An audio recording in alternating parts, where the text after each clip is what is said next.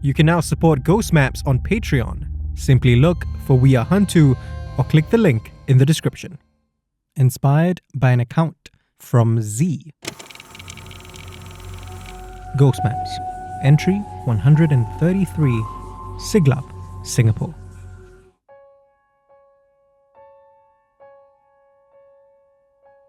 The drink stall auntie at this coffee shop near Siglap Shopping Centre smiles as she places 2 ceramic cups on our table. Jakob and I watch her walk back to her stall. She's a good woman, he says. She's had a hard life though.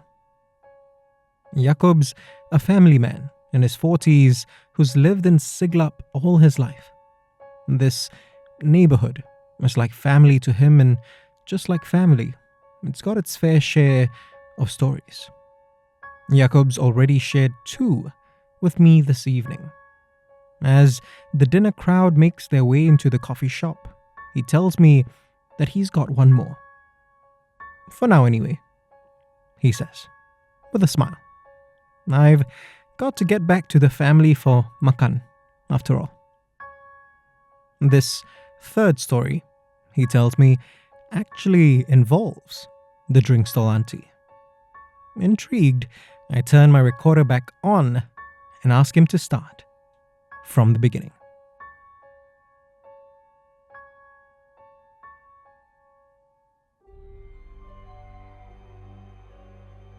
The drink stall auntie didn't always work alone.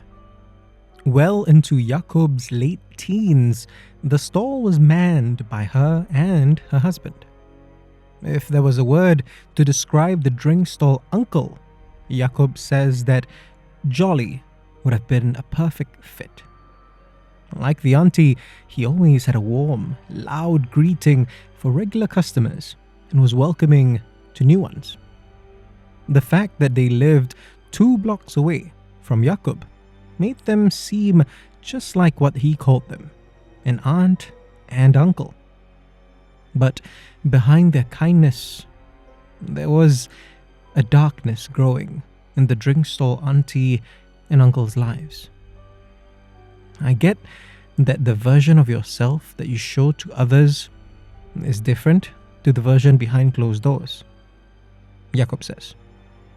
But no one could have expected what happened to them. Jakob was a year into junior college. Most days, classes, extracurricular activities, simply socializing with classmates kept him out till evening. He was busier than he had ever been, here on the cusp of adulthood, and he was enjoying it. But it was still nice to come home to his mom's dinner.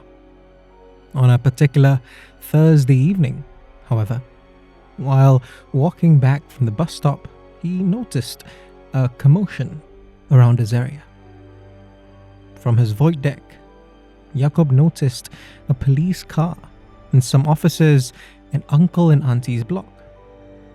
The officers were trying to keep a crowd away from a particular area. In between the crowd, he managed to catch a glimpse of some police tape cordoning off a small area. Before he could see anything more, the ding of his elevator brought his attention back to his own surroundings. He boarded the lift and headed back to what he thought was going to be just another dinner. My mum was the one who told me, he says, his voice going lower. She had heard from one of her friends who lived in Uncle and Auntie's block. The police tape surrounded Uncle's body. He had taken his own life just an hour before. Mum was crying and, well, I couldn't help it. I started crying too, Jakob says. It really felt like I had lost a blood relative. It didn't take long for rumors to start circulating around the neighborhood. Within a day, Jakob heard that Uncle, for all his good nature and jolly spirits, was heavily in debt. There was a funeral, and it felt like everyone we knew, everyone I had grown up with, attended, Jakob says.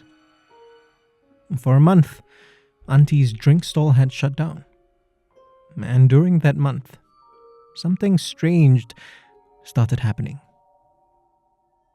I had come home late one night, after dinner with friends, and was craving a snack, Jakob says. To get to this coffee shop, he needed to pass through Auntie and Uncle's block. It was a path he had walked countless times, night or day, so he didn't think much of it. On this night, however, he felt a chill up his spine the closer he got to their void deck. It wasn't fear, he says, but I felt uncomfortable, like something just wasn't right. As he walked through the void deck, its fluorescent lights started to flicker, then go out. The surrounding street lights still worked, he says. But for some reason, the void deck felt like it had been drowned in darkness. He felt lost. He knew which direction he was supposed to head towards, but he couldn't seem to keep his bearings. He would move towards the elevator on one of the flights of stairs, never out from the darkness of the void deck. Finally, he took a deep breath and tried once more to march towards the direction of the coffee shop. As he did, though, he found himself suddenly confronted there in the darkness by a set of glowing red eyes. Jakob let out a yell and covered his face. He stumbled backwards and fell to the ground. As he opened his eyes, however, he found himself in a well-lit void deck. No red eyes. His path ahead clear. He got up quickly and sprinted out from the void deck. Later, on his way back, he took a route that kept him as far away from Uncle and Auntie's block as possible.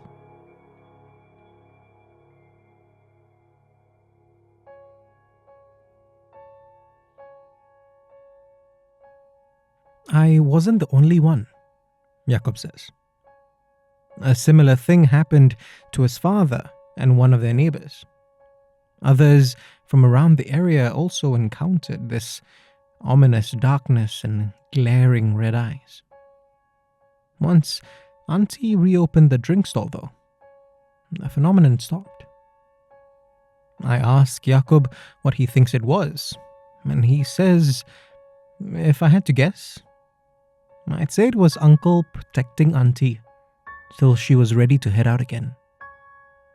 I tell him that this sounds reasonable enough, but also that I was going to try to find out if this was true. He asks me what I mean by that, and I just smile and tell him that it's getting late, so I'll walk him back to his place. We finish up our drinks, wave goodbye to the drink stall auntie, her smile radiating kindness. At Jakob's void deck, I ask him to point me in the direction of Auntie and Uncle's block. He gestures across the street and tells me which block to look for. What are you gonna do?